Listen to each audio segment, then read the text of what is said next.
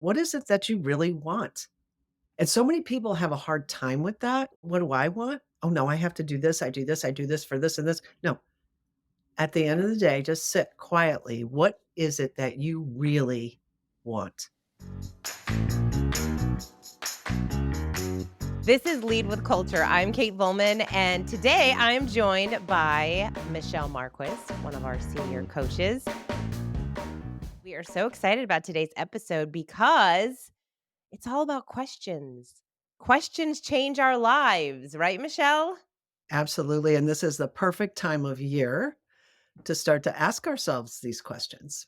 Yes. So we're recording this, and by the time you're listening to this, it'll be the beginning of the year. But you know what? It doesn't matter whenever you listen to this because we can change our lives at any moment, at any day, at any point. And so, whenever you're hearing this, self reflection is a tool that we can use when our life maybe doesn't look exactly the way we want it to. We need to make a little bit of changes. And also, not only that, but it's also a really great opportunity for us to sit with and remember how far we've come. It doesn't mean just, oh, my life is a mess and I have to sit down and think about what I'm going to do next. But it's like, what have you accomplished over the last 6 months, over the last 12 months that you can really celebrate and appreciate yourself for and take a personal and a business assessment on your life today and then what you want to do moving forward? So I'm really excited because, Michelle, obviously, we work with a lot of really incredible leaders. And one of the reasons why leaders connect with coaches is because coaches are there to ask great questions, to see your circumstances from a third party perspective, to be able to ask the right questions to help you think about life a little bit differently, think about your business or challenges a little bit differently. We're having lots of these conversations right now with clients on, "Hey, what do I really want next year over the next 12 months to happen?" And so you've curated a really wonderful list of questions that we can all consider moving into our leadership journeys and on the business side and on the personal side. Yeah, so I picked I'll say 5 of my go-to questions because literally when I was putting my notes together, I thought, this is basically a coaching session. These are the questions that I ask a lot of times during the coaching sessions. And when you sit down and really reflect over your past and really think about how can I be more intentional with my life, these are some good questions to think about. And then I'm going to talk about a couple videos that actually Matthew has that are some of my favorites. You'll hear some of them if you watch the videos that I have here today because they really are thought provoking. Wonderful. Well, let's dig into these questions to consider. So let's start with the business side. Okay, so professional questions. So this is number one. What was your biggest distraction this year? Because so many times, what are the distractions that are keeping you from doing what you really wanted to do? So, especially in the beginning of the year, usually you have a strategic plan or you have a set of goals that you want to accomplish. How'd you do? Go back and really look at them, but if you didn't accomplish them, what were the distractions? What really caused you to derail where you weren't able to accomplish that goal? Yeah, that's a great one. Right off the bat, you're starting with a question that makes us, we have to get really real with ourselves. There's no hiding when you ask a question like that because we all are distracted by something and excuses, right? Like we make excuses. Distractions are really excuses that we make for spending time doing something or anything other than what it is that we said we want to or committed to doing. And so to identify those things is important. Great question to ask anybody, even before you do a performance review. What distracted you over this last review period? It's very interesting, some of the answers that you get. What do you think number one is right now? Social media? By far. So many people are saying that I've talked to just in the last few weeks that they're going to put the phone down. They're not going to bring it when they go out to dinner. They're not going to bring it to meetings because it's become such a huge distraction for people. Yeah.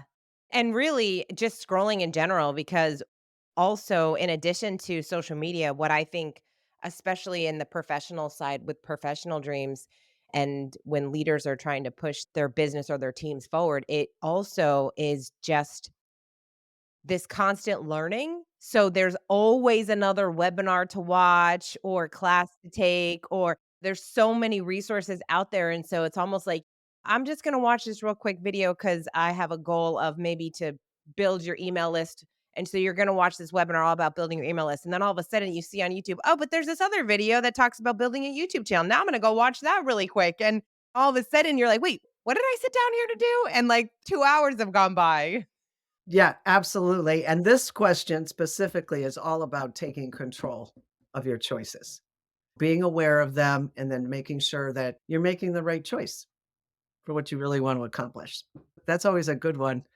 And usually people hesitate, right? They go, oh, and then they start with the list. Oh, this distracted me. So, anyway, it's a good jumping off question. My second one is, what did you learn this year? That could be personal, could be professional, but you can add on to that as well. Like, what did you learn this year that made you a better version of yourself? What did you learn this year that made you a better leader? So maybe you had goals for yourself, your own personal development. Did you really learn something about that? Did you change? With that particular question, I always add the, "What did you learn or relearn?" Because I think so often we are relearning things, and we don't wanna admit that. It's this constant evolution, but when I think about, "Oh, what did I learn?" Sometimes I also think, "Wow, I relearned some of the lessons," that it is a little bit more challenging to put some of those habits in place that we all know are good for us, but that we don't always do, and so it becomes this idea of, "Okay, how many times do I need to relearn this before I commit to stop relearning this?" Yes, absolutely. And that's that word commitment, right? Discipline, self-control, commitment, that's all of those things. And then the third one, this is always a big one also.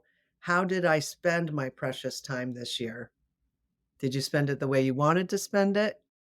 Did someone hijack you along the way?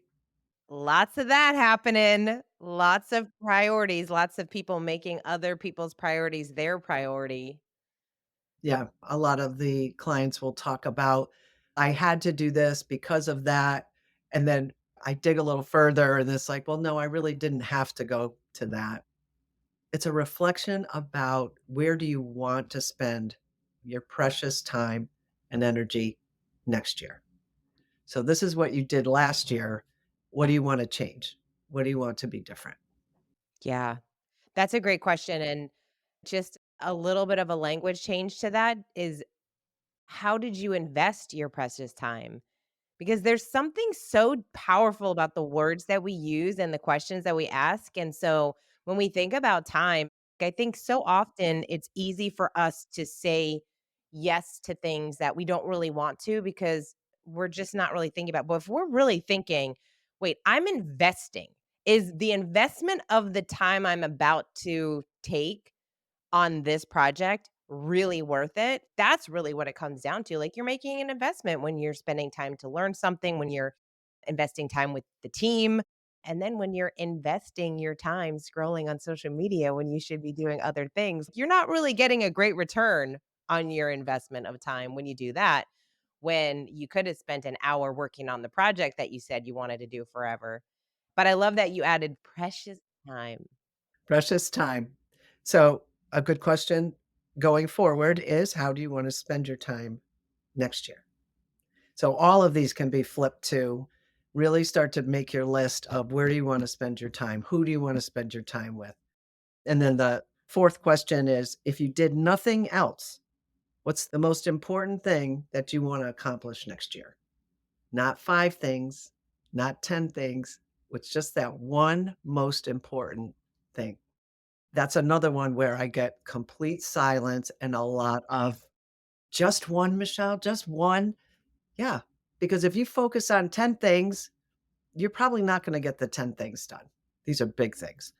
So if you just had one, what would it be? I love that. That reminds me of the book, The One Thing by Gary Keller, because he asks that question, which is something along the lines of, what is the one thing that by which everything else becomes easier or unnecessary? And you can then hone in on what is that one particular thing. But It's almost like we feel as though we need to do many things in order to achieve certain results in our lives, especially on the professional side in a business. We think, oh, we have to have all of these new strategies and implement all of these new ideas, when really it's usually only one or two things that really push us forward in a really impactful way. But that focus, we don't like to focus. It's challenging. Yeah, because more equals success, right? Just to your point, my strategic plan is 10 pages long. What's the one thing you can rally around? And what's really great is this a good question to ask yourself, what was the one thing you did this year? So again, flip it. Or if you did that one thing this year, how would it be different? How would where you sit right now be different? And also, as a leader, having that one thing, you can really inspire other people to rally around it. Because if five things are the priority, nothing's the priority. And this is also a great question to ask your people. What's the one thing you want to accomplish next year? And then you can celebrate with them as they're working towards it, check in with them on a regular basis. That makes people feel good. I always think it's interesting when we talk about this, especially in priorities, because the word priority, it was priority. There was no plural priorities. And that's how it was written and talked about. And it was only in the 1900s that it became priorities. So, it literally means, like, the one thing, and yet we still like, "What are the top 10 priorities for the year?" Like, we did that. It was really truly meant, like, no, it's the number one thing, and that's why it gives us so much clarity, and we think about principle number 2 in the culture solution, mission is king. We gotta keep mission as king. That's why your mission is focused. It's not all of these different things that you're trying to do, it's the one thing, and so it takes a lot of time to figure out what that one thing is. Beautiful question, and I know we get a lot of pushback on it. Yeah. Well, because of what you said, if it's priority, then are you lazy? You're only going to get one thing done. It's a mindset for sure. And then the last professional question, who did you help grow this year? So as a leader, I always made sure that my people were growing. They had their own personal development plan, but I wanted to be a part of that. To help people grow, I was very intentional about that. More of a coaching style with my people, and it makes you feel good. It makes you feel good as a leader. I mean, that's what we're there for, is not just to inspire people to do their jobs, but how did you help them grow? And that could be personally or professionally as well. Then the flip question is, who do you want to help grow next year? So really identifying those people. I love that idea too of adding on to the who did you help grow, but also who and how, because I think that also is an opportunity for you to kind of recognize, hey, I was able to help this person, but it also gives you the opportunity to go to that person and say, hey, this is what I want to share with you, what I've seen, how I've seen you develop over the last year. I love that in the coaching side of things. Like after a year, when somebody has achieved their dreams and they feel like they're a better person and they already feel good. But when you, as the coach, can say to them, let me tell you what I see. A year ago, you were this. This is how I experienced you. And today, this is what I see and this is how I experience. And when we give people almost that specificity of this is what I've seen and how I've seen you develop and some of the examples, that really helps them understand, oh, it wasn't just, oh, I grew. It was like, but how? And now they become excited to think, then what does that look like next year? I went from this to that. Now, how am I going to grow next year? So you're not only able to kind of say, yeah, I was able to do that for this person, but you're giving that person an even bigger gift at the end of your time with them or at the end of the year to help them think through and also kind of boost their confidence and really get them excited to dream about their professional goals over the next year as well. Yes. And a question, how can I help you grow? And then be intentional about it together. All right, so those are 5 awesome professional questions to ask. Then you have 3 personal. We gotta have a little combo. Absolutely. So what's one habit you need to develop next year that make you better? We just talked about distractions professionally. What in your personal life is distracting? Is it the habit of just picking up the phone just when you have a free moment? Those are habits. You have all kinds of habits in your life. Start to take an inventory of your habits and which habit did you really want to develop. That question came out of actually the Dream Manager coaching, where we ask people to pick a virtue. There's a whole list of virtues or characteristics that you look at. Which ones are your strengths? Which ones would you like to develop? And then just pick one to work on for the year. So, what do you think the number one virtue is that people pick? Patience. By far. And then I asked, "So why do you think that is? That people just don't have patience? And if you had more patience, how does that serve you as a person, personally and professionally?" So thinking about our habits, the virtues, the characteristics that we present, I feel like that's always a good question on the personal side. And of course, this is my ultimate go-to always. How do you want your life to be different next year? So that could take many different avenues, but just personally, either think about some of the rhythm of life areas, physical, relationships, intellectual, spiritual, financial. Think about those aspects of your life and how do you want them to be different next year? And literally write the list out. Yeah, this is such a great journaling prompt. This is such a fun prompt to use to just do that free flow writing of what do I see my life look like a year from now? What time do you wake up? Who are you spending time with? How do you feel when you do your work? You start to really get into that vibration and that energy of that person, who that person is a year from now and what that life looks like. And what I always find so interesting is that when people write down what that looks like, it's so often closer to that life than they think they are. That's why I love this question so much, is because there are things that we can do that we have the power to create that type of life. And I think we allow ourselves to maybe not be as happy as we could be because we feel like we're so far away and it's just so far out of reach. Like, that's what I think is interesting when we do the time and energy portion of the Dream Manager and people get to do their assessment, their time assessment.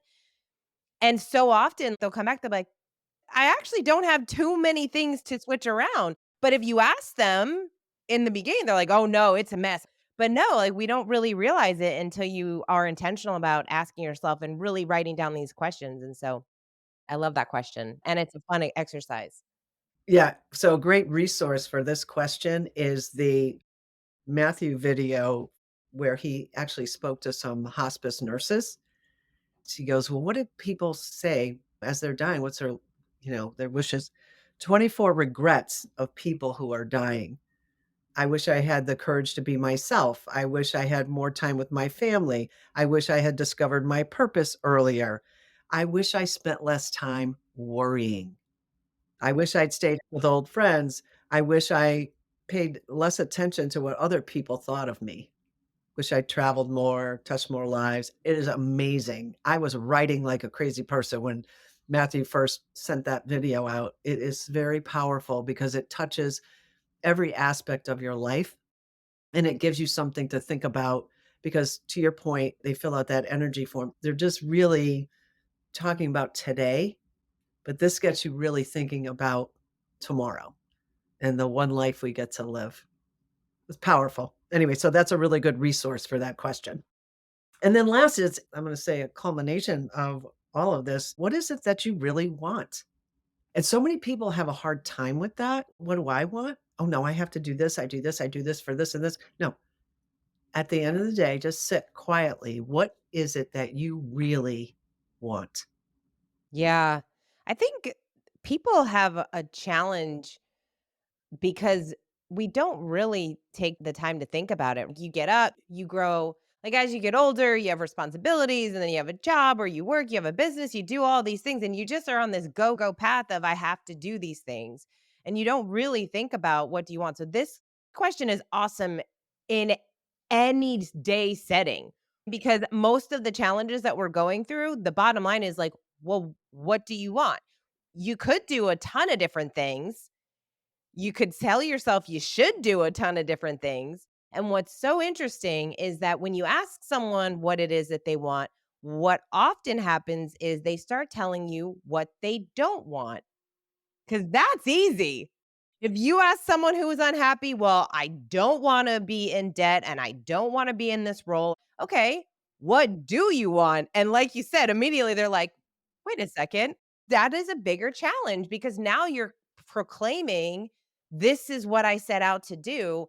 And then some people, even have that fear of, "What happens if I get it? What happens if I get what I say that I want?" It is a very powerful question and one that we really could ask ourselves daily, especially if we're going through a challenge. It's like, sure, you could go build this business, you could go lead this role, you could go do a gazillion things, but what do you want? And then be really honest with yourself. And kind of going back to what the Matthew video, so many people at the end of life have said that they wish they had lived a life for themselves. They wish they lived the life they wanted to instead of the life they thought they should live. It doesn't mean it's selfish. It doesn't mean you're gonna go and do anything that is gonna be bad for any other person in your life. It really just comes down to, "Hey, I'm just putting down this is what I want." Yeah, and it makes you a better person, you a better version of yourself where you can really be honest with yourself and figure out what it is that you really want, because that leads to happiness and all that. So that was my final question. And then the other video I just wanted to point out as a great resource for the takeaway I'm going to leave with our audience today. So I'm going to say this: try really hard next year to answer less questions and to ask more questions of your people specifically. If you're in a leadership role, asking more questions will be so powerful. You're gonna learn more, they're gonna learn more, you're gonna gain knowledge. It will be unbelievable. So, if you can put that out there and then really start to make your own list of great questions. What great questions are you gonna ask yourself and of others next year? So, create your own great, powerful questions, and it'll change your life. This is a great one too because you get asked great questions or great questions are kind of everywhere. Think about it when you're listening to a podcast. You already have 8 questions to put on your list. And if you listen to a podcast or you watch a video or you just are curious about someone and you watch something or you read something and you think, how often have you read a book and you're like, ooh, you're highlighting, you're underlining, and then you put the book and you never look at it again. Well, this is the opportunity to say, oh, wait a second, I'm going to curate this list of questions that I think are really powerful that I can ask myself when I need to. And then also I can ask my team. And by doing that, you do become a better coach. Great questions can be found everywhere when we open our eyes and we start looking. And don't take that lightly. So I love that idea of creating your own list and then being able to look back at that list on a year basis. Yeah, and then see what you learn and how your style changes and your impact changes as a leader. All right, awesome. Well, Michelle, thank you so much for these incredible questions that we can ask ourselves to help become a better leader and a better version of ourselves overall. So this was great. Awesome. We so appreciate everyone for listening. We really enjoyed doing this podcast and we hope that you found some value in this episode, which, hey, we're assuming you did if you're still listening all the way to the end. If you are interested in possibly getting asked great questions on a regular basis from a third party perspective, from someone that can not only be there to listen to you vent and talk through some of the challenges that you're going through, but also to really ask some of these questions every month because we're constantly growing and constantly learning. And so if you're interested in coaching and what that might look like for you, if you've never invested in a coach, or maybe you have invested in a coach but haven't in a while, we would love to talk to you about that. So you can go over to floydcoaching.com and fill out that form, and then we will have a chat with you and see if that might be the right opportunity for you. So we would love that opportunity to speak with you because we know coaching transforms lives, and really does help people grow. Thank you guys so much for listening, and until next time, lead with culture.